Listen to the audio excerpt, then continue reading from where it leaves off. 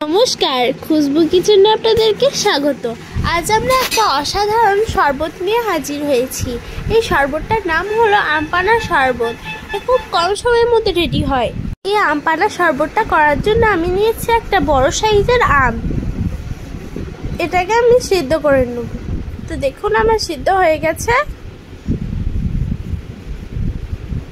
এরপর এটাকে আমি হাতে করে এর ছালগুলোকে ছিলে নেব।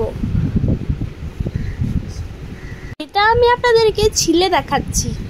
ছিলা হয়ে গেছে। এরপর আমি এটাকে এরকম ভাবে কেটে নেব। একটা মিক্সি জার নিয়েছি, এর মধ্যে আমি আমগুলোকে কেটে কেটে দিয়ে দিচ্ছি। দেখুন আমার কাটা হয়ে গেছে। এর মধ্যে অ্যাড করব ফ্রিজের ঠান্ডা জল, আর দিয়ে দিচ্ছি এই বাটিটার সমান চিনি, আর দিয়ে দেবো 1 চামচ গোলমরিচের গুঁড়ো আর 1 চামচ বিট লবণ। এটাকে গ্রাইন্ড করতে হবে।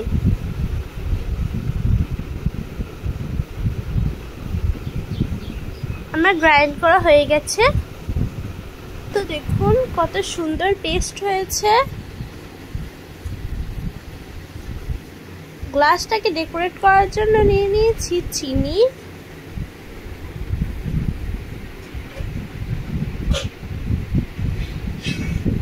গ্লাসের উপরে দিয়ে দিচ্ছি লেবু। আপনারা চাইলে চিনিটা নাও দিতে পারেন। এই আম পান্না শরবতটাকে একটু পাতলা করার জন্য আমি এর মধ্যে জল দিয়ে দিচ্ছি।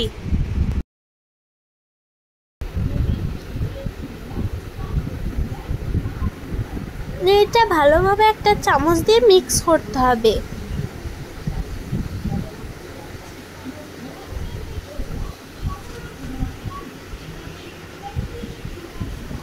এটা রেডি হয়ে গেছে। এরপর আমি ওই শরবতটাকে গ্লাসের মধ্যে ঢেলে দিচ্ছি।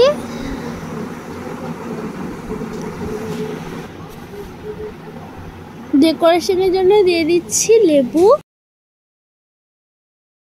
এর মধ্যে দিয়ে দিচ্ছি আইস কিউবস। তো দেখুন এটা কত সুন্দর লাগছে। আজকের মতো বিদায় নিচ্ছি। ভালো থাকবেন, সুস্থ থাকবেন, আর পরের ভিডিওটার জন্য অপেক্ষা করবেন। লাইক, কমেন্ট, শেয়ার করে দেবেন।